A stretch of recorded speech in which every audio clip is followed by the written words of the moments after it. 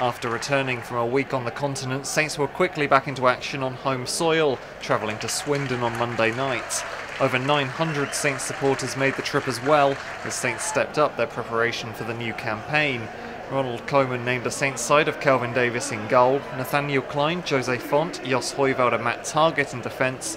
Jack Cork, Harrison Reed and James Ward-Prowse made up the midfield, with Sam McQueen, Graziano Pella and Lloyd Isgrove in attack.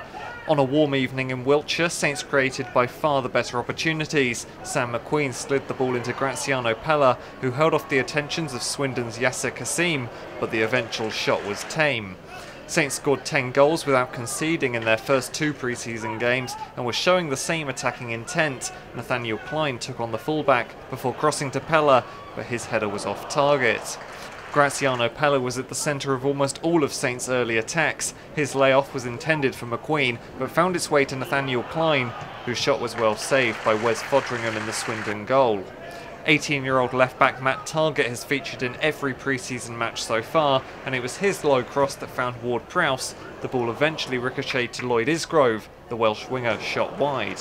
Ward-Prowse's corner was flicked on by Graziano Pella, but Jos Hooiveld couldn't convert at the far post. He'd have better luck after the interval.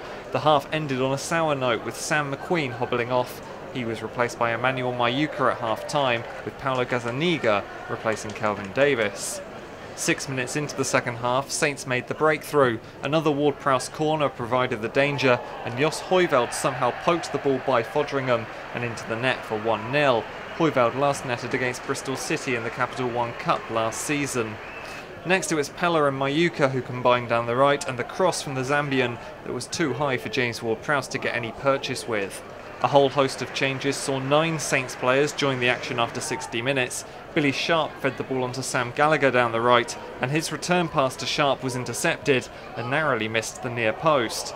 Saints looked dangerous from set pieces, Sinclair on crossing duty this time, and the free kick was only half cleared. It was Sharp who kept the move alive. He worked space down the left before crossing to the back post, where Jake Sinclair's header went wide.